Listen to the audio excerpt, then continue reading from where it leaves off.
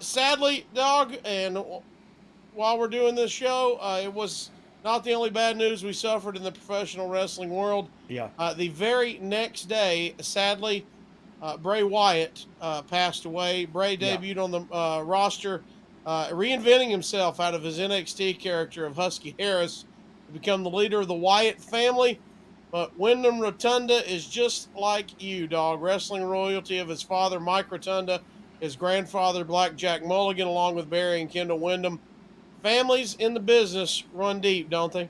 Yeah, they do. And it's I mean, it's no different than somebody else getting in, whose parents weren't in the industry, but it seems like there's a, to me anyway, and maybe it's just me, but there seems like there's a connection there with second generation wrestlers. Like there's something there, and it transcends geography. Like it's with Santos and Rey Mysterio and all those guys. You know what I mean? Like their family is such a big deal.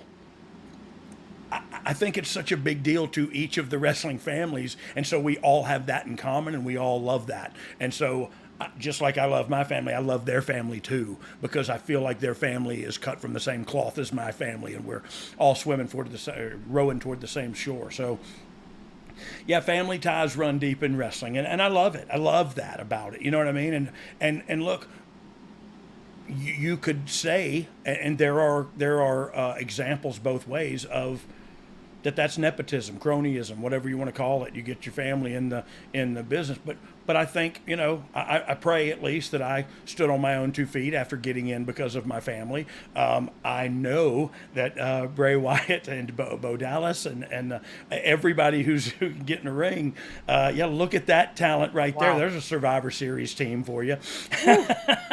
And yeah, so that's incredible at what a talented family they do have, and there's so many families around. Anyway, I can't imagine what Mike Rotundo and his wife are going through right now. I know my parents went through that and lost a son, and I can't fathom that. You know what I mean? But I lost my brother, so I do have some empathy there for the younger sister. I think is Mika. Oh, his sister. Yeah, and for Taylor as well. Like I've lost a sibling, and I know how that feels. And again, I would hug both of their necks and just say, remember the good times, because nobody can take that away from you. You know what I mean?